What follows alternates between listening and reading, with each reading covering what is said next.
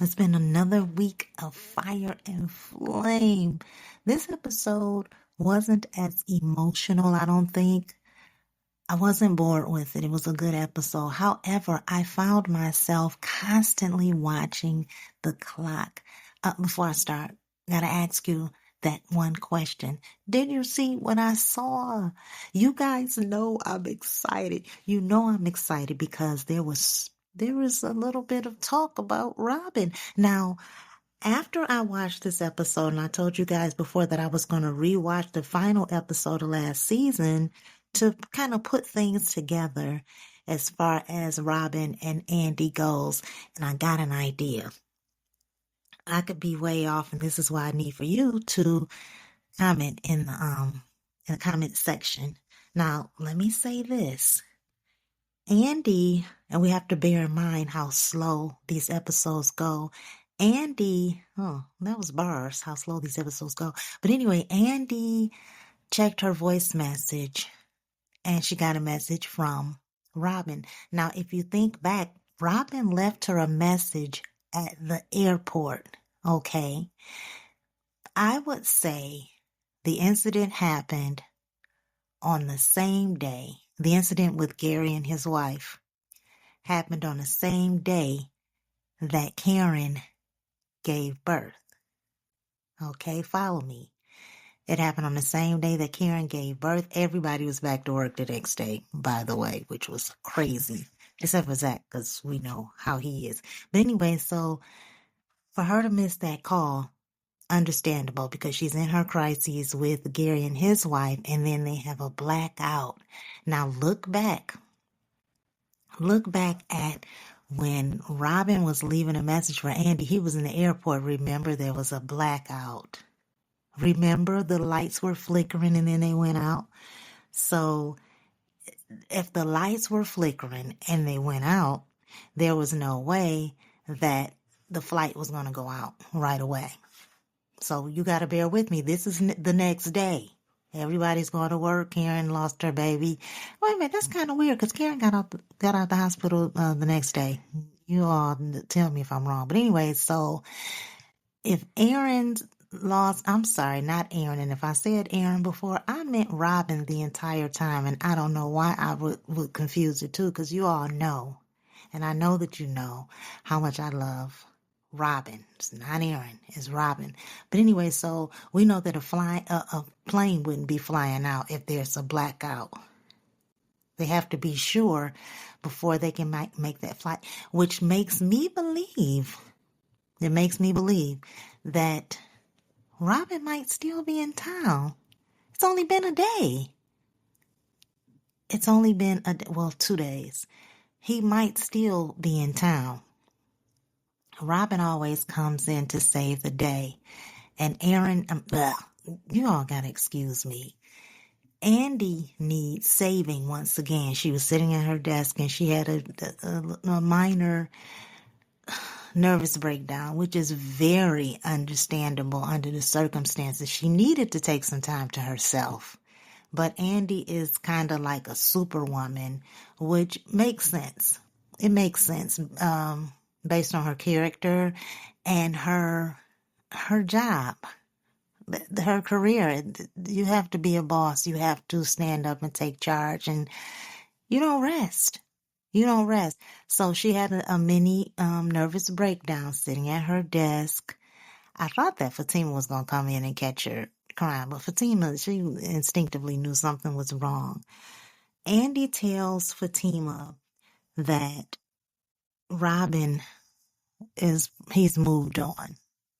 First of all, when Robin called her and he left that message, it wasn't necessarily I moved on. It was I'm gonna move on because I'm not getting anywhere with you. It was almost like a question, maybe even a cry for help in a sense. And we all been there.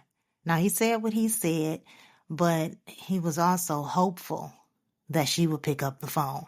Hopeful that she would call back. But see, now this is his opportunity to come in with his cape and save the day, as he always does. She's having this nervous breakdown. Now she's trying to sue this doctor. Now notice the last time Andi got in trouble with the law, Guess who comes in? It wasn't even the last time. It was 2 times. He came in and saved the day. Um, I'm trying to think. I know he came in and saved the day when Sabrina and Maurice had their little issue. He came in and saved the day. Oh, when Andy was a suspect in the stabbing of Gary. If I'm wrong, you all correct me, because you know I'll be messing up. So he comes in and he saves the day. This is what he does. So now Andy's in trouble again. It's only been a day or two. Yeah, I think he's going to come in and save the day, because this doctor thing is getting ready to be big, because our friend Dr. Vine has already let her know, look, this situation with Karen, this is not a first occurrence. So I believe, you all know how much I love Robin. I don't think Robin is gone, because how did he fly out that fast? That flight it had to be grounded. They had to postpone it. They had to make sure the coast was clear for them to get back in the ground and off the ground. Now you all might say, okay, she's doing a little too much. Y'all know I'm a thinker. Y'all know I'm a planner. Y'all know I'm conspiring. I'm just observing, perceiving, just predicting, just a whole lot of stuff. But anyway, I don't think that Robin is gone. I think he's going to catch wind of what's going on and he's going to swoop. But if I'm wrong, the writers need to consider what I'm saying. Because this would be a great, I'm not even going to call it a plot twist, because it's in our faces as far as I'm concerned. But somebody needs to let me know. Somebody needs to pull me to the side and say, listen, we know you love Robin, but you tripping. Somebody needs to come in and say that. But anyway, moving on. I like the title of this episode, Heavy is the Crown. Heavy is the head that wears the crown. I'm sorry. I liked the title. I was trying to see who I could relate it to. Fatima mentioned it, but would Fatima be the only person that could wear the crown in this case? I'd have to think about that, but would she be the only person? Now let's get into the deets of what happened on this episode. Let's get into it. First scene, Richard is still pleading his case when he needs to have several, not just one, but a whole row of seats. He needs to have a whole row of seats because the nerve, he's talking to Sabrina, but he's not doing a baby, please. As far as I'm concerned, he's almost saying it's your fault. He's almost saying that, but he's not doing a baby, please. He doesn't have his hands together. He's not reaching for the air. He's not on the verge of kneeling. It's almost like, you did this, but I'm sorry. That's what I'm getting out of this. It's like, you did this, but I'm sorry. Now, it's not acceptable, but he's saying it like it is. And then here comes Penelope. She shows up. She makes it through Maurice and Paige. And here she is in an office. I'm confused. You work at a bank. Where's security? Where's security? Not only that, there has to be someone else there outside of Sabrina. But where is security? These people are coming in off the street into your job with no problem. Just imagine. I see myself now walking in the bank. How am I going to get back there without causing a ruckus, without security approaching me? That's ridiculous. But anyway, I know it's just television. But Penelope shows up and she says something that really pissed me off. It pissed me off. How do you say it was nothing? What? I caught y'all bumping uglies. That's nothing? I want to see what something is, because that right there is ridiculous. It was nothing. It didn't mean anything. Oh, so I'm supposed to be like, oh, okay. Go have several seats right along with Rich, because what you think this is? Reading notes.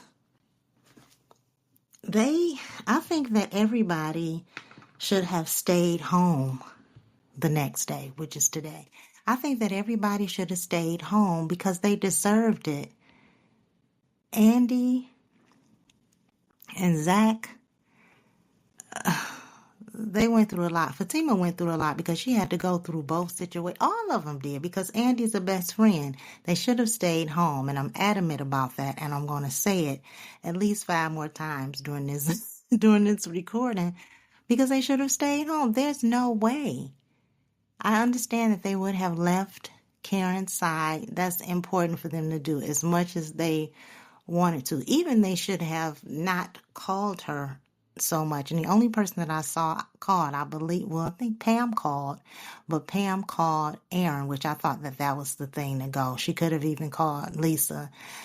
Danni called Karen, which I think she knew Karen wouldn't answer, but she just wanted to let her know that she was there for her. And if you think about it, I think it was important for Danni to make that call because of the rift in her relationship with Karen. That was important. That was really important that she called.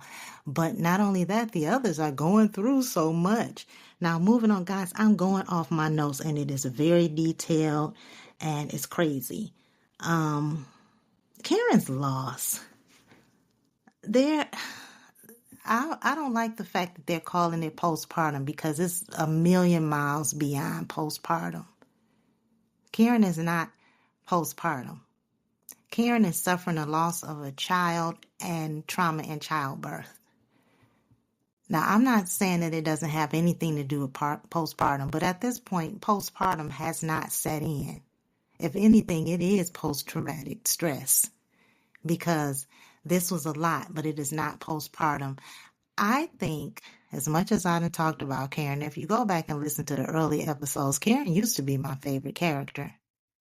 But I think that she is doing such a great job playing this role. I can't imagine what exercises she needed to do to get here in this place. But anyway, so Karen, she's carrying it across very well. Lisa is there lightly, and I appreciate that, lightly trying to, softly, let me say softly, trying to encourage Karen to interact with her baby, which is important. I think that if she does that, I know that it proves that to be a reminder of the loss, but I think that when she comes around, she'll see it as a reminder that it wasn't all a loss, that something was sacrificed, and it was faith.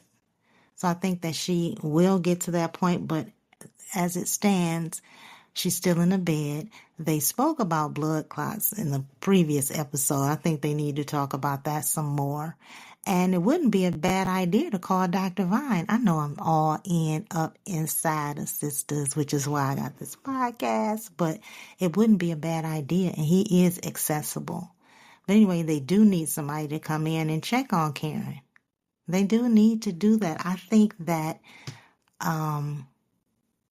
they should encourage her some more. I know they're doing it softly. Even, and this is tough, even kind of leaving the baby around a little bit more like Aaron did. I'm not sure if Aaron did that purposely, but him doing that semi encouraged Karen to interact with her baby, but she couldn't do it. Now, Karen at this point, and pretty much like Zach, they feel like failures. They feel like failures. With Zach, I'm not saying that he shouldn't be grieving, but I don't know. I don't want to say the wrong thing, but he's really in it. He's blaming himself, which he definitely was not to blame. This baby was just not supposed to survive. Life in this case is truly lifing. But Karen did muster up the strength to come out the room and ask for some water, which was a plus. I'm just like, okay, they should have had that available for her. But anyway, I know it was just probably something for her to have to come out to face her reality. And I know that the baby crying is a reminder of her loss. So that right there, it gets me. It makes me very emotional. Going over my notes, you guys, I think Aaron is doing a very good job of supporting Karen. My fear is that she's going to feel, and I could be way off, y'all let me know, but my fear is that she's going to get sick of Aaron. I think that she's probably going to get sick of Aaron and ask for Zach. I could be off. Because y'all know I get emotionally involved. But I kind of see her kind of being sick of Aaron in a way. And the one thing that Karen and Zach have in common is grieving the loss of this baby. I don't want him to shift his attention towards Karen in this way, but it would not be out of pocket if he called Karen and asked her how she was doing. It wouldn't be out of pocket if Karen called him and asked him how he was doing. But Karen is, of course, not in that place. And Zach is just trying to figure out, I think he's trying to figure out where these feelings may be coming from. Yes, he's grieving the loss of his child, but where are his feelings coming from and how long will they last to this extent? Because he's lost a child. This is going to last forever, but how long will he be in this type of a funk? And he needs to know he is not going to find the answers at the bottom of that bottle. But anyway, Fatima is holding everything together for everybody. She did mention the pregnancy. I'm trying to remember. Andi did not mention the pregnancy, and I wish that she would, because she leans on Fatima. Fatima is available and accessible, but I think that she needs to be a little bit more sensitive and mention it. Danni mentioned it when she was speaking with Zach. Andi owes that much. She does. Let's see. Pam is holding down the shop. I just wish that at this moment they can make Pam a little bit more serious and responsible, because in this case, it's important for that to be, it's important. Karen does not need to worry. Aaron does not need to worry. It's important. And I'm sure they don't want to close down the shop just for a little while so that Karen can get it back together. But Pam needs to tune it down and get serious, because this is not a time. You can't play all the time. And I think that writers need to turn that down a little bit. Turn down her noise. Reading my notes. Talked about that. I still feel this way. And you guys know what I'm getting ready to say. Aaron, I'm sorry. I'm all over the place. Andi, please call Robin. It's not too late. Call him.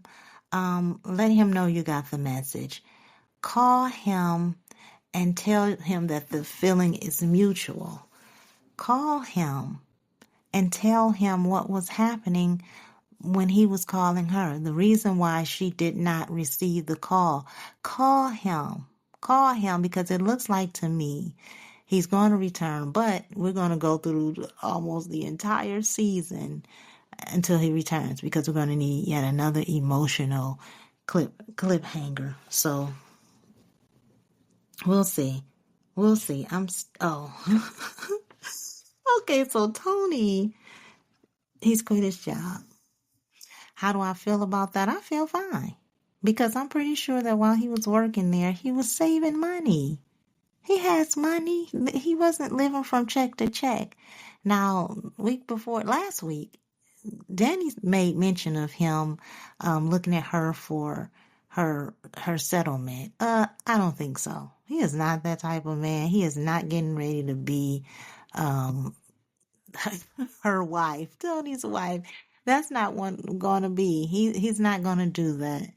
So she can relax. I feel like she is too involved in what he's going through. Yes, they are a couple. When I say too involved, she's full of worry prematurely. If he's not worried, let him have this moment to celebrate. And if you guys need to revisit the conversation that she was trying to have with him, then do that. But at this point, let him enjoy this moment. He knows what he's doing. Don't mother him. Don't mother him. He doesn't need that. He needs for her to just enjoy in this moment and worry about it tomorrow. He's not going to not pay his rent. Just worry about it tomorrow. Let's see. This new guy who needs legal help. Turns out that he's the nephew of Miss Wallace. I didn't know she would be coming back this season. I'm not sure why they have her hanging around. I'm not sure about that, because what good came of this? I don't remember. I'd have to go back. But what good came of this? Was this the reason why Andi made partner? I gotta go back. Y'all know my memory is terrible. But anyway, so this young man comes in. He's a professional basketball player, and he needs help. So there, Fatima is doing her job. She's doing her job. A million people come in and needing legal help. We need paralegals to not really vet them, but kind of lighten the load for the lawyer and go from there. If she does pretty much an assessment, then she can pass the information along to Andi. If I'm getting the names mixed up, y'all know. Y'all know. Put it in the comment and say you was tripping. You called Andi and Aaron or whatever the case may be. But anyway, so she's pretty much just doing an intake, looking over his case. And so she's doing that. Now I'm looking at, and I can't remember his name, but let's just say Miss Wallace's nephew. I was looking at how he wasn't necessarily smitten with Fatima, but he was impressed. So he's saying how he's going to tell his other friends about Fatima and her work. I was watching how he was looking. He's got a presence. He's going to be in the show. I'm thinking, and I could be way off, that he's going to try to rub up against Fatima. Other than that, I don't know what his role might be. Now, is it going to work? Of course not. I could be way off. But he's there for a reason. He's definitely there for a reason. And I don't feel like he could. I think that she's going to be the little apple of his eye. We'll see. Hayden needs a life. Okay? Hayden needs a life, because how do you come in like, what are you doing? Who is this? Oh my God, I know you. I've been watching you since blah, blah, blah. First of all, why do you feel comfortable enough to come in here when you know that I hate you till you die? I'm speaking for Fatima. Why do you feel comfortable enough that you don't know that I hate you until they throw the dirt in your face? Why do you feel comfortable enough to just come in and start talking? The guy, I'm not sure, I think he was just accepting it. Fatima thinks he's a butthole. And Hayden is just a cad. He's just out of sorts. He's tacky as he's talking to this young man. So here comes Miss Wallace. The outfit she had on was a no.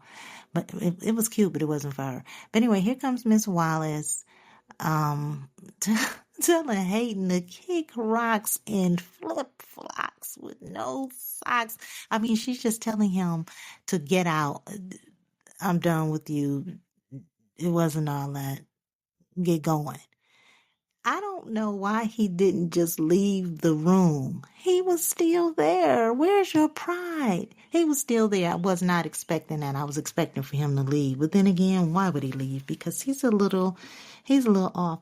I hate talking about him in the way that I am, because I really like him. I like him in other programs, but in this one, I got to keep it on that level. Now, here comes this guy. I want to say his name was Rock, not for sure, but he shows up at Danni's job. He's a family member. He just got out of jail. He's looking for money. Okay. Why are you here? He's looking for money. You know, he looked like Tisha Campbell's ex-husband. What is his name?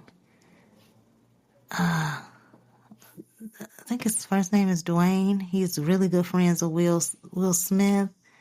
Can't think of his name, but he looks like that could be his baby brother or something. But anyway, he comes in, he's looking for money. He's kind of like a little, he's just hungry because he just got out of jail. I don't want to say nothing too negative about this guy. He thought he was getting ready to get a whole new wardrobe, some Jordans. She gave him $20 basically and wished him a good day. Leonard is still hanging around. He's still hanging around. Don't know why. But I think that his role is going to get even bigger because Tony's not there. So he feels like he can't be a protector or an overhead. So, yeah. But anyway, they can get rid of him. Zach. I love Zach and Danni's relationship. I love the sincerity, the closeness. Now, I won't forget the time when, when he used to live with her, and I think that she was playing with him and she might have tried to push on him or something. But they have a wholesome relationship. It's sincere, and I love to see it. They're not always in each other's business, but when something pops, with either of them, they show up, and I love that. It's never a problem. I believe that Danni was Zach's friend first. I could be off. I got to go back and look at the early episodes, but I believe that he might have met Karen through Danni. I could be off, but I do believe that that's what the connection is there. And when the relationship didn't work out between Karen and Zach moved in with Danni. I gotta go look back, but I believe that that's their attachment. Of course, things didn't work out, and she told him to beat it. But anyway, some people are just better not living with each other, but they are there for each other, and I'm just so happy that Danni showed up because Zach needed that. He needed laughter. He needed somebody to show up for him. Yes, Fatima is there, but he also needs somebody around that kind of knows his history with Karen and speak about things without necessarily bringing that up. I think that was very necessary. I really do. I think that was very necessary. And of all the girls in the sister circle, Danni is the one that he's closest with. Sabrina's never going to come over and talk to Zach. Him and Andi are close, but they're in the same boat. She's grieving the loss of Karen. She and Karen are, they have a clique. And those two, they're clique. Danni and Sabrina, they have their clique. So they're both suffering in the same way, because not the same way, but you know what I'm saying. They're suffering on the same two subjects, same two incidences. But I'm happy that Danni showed up. Let's see. I think that's it for this episode. I think this is it. So overall, this was a good episode. Looking forward to what are we looking at? Episode number 6 next week. Looking forward to that. Now, let me say this. I've been seeing previews, trailers of the next episode of Fatima. So we know that Fatima,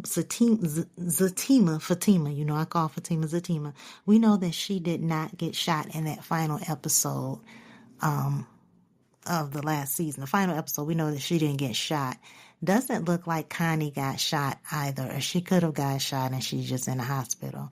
But Fatima did not get shot. Now on Fatima is big and pregnant. She's big and pregnant. So I see that they're writing in the stories. Like he spoke of Michael in this case. So I see that they're slowly writing in, like merging the stories. Okay, so somebody posted on Facebook that it seemed that everybody on Sisters and Fatima are pregnant. Here's the thing. Andi's pregnant in real life, but the recording of this show took place before she got pregnant. She hasn't even had the baby yet. So we have Fatima, who is not pregnant. They have her looking really pregnant and really cute with it. But then we have Belinda. Let's not forget about Belinda. I guess we could call her, I don't know if this is the right word to use in this case, but Fatima's nemesis. She's a former friend who turned out to be a snake.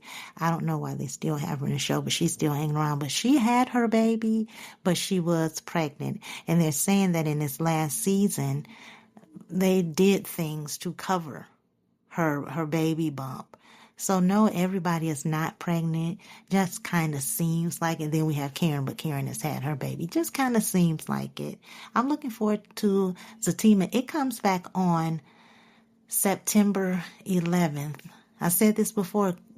Beauty in Black is supposed to come on that day also, but I'll be speaking on both shows, so don't worry. Don't worry, while Sisters is on the down season, I'll be speaking on both shows. Also, when Divorced Sisters come back, I got you. I'll be speaking on that as well. So I just wanted to let you know how I felt about this episode. I will be back next week.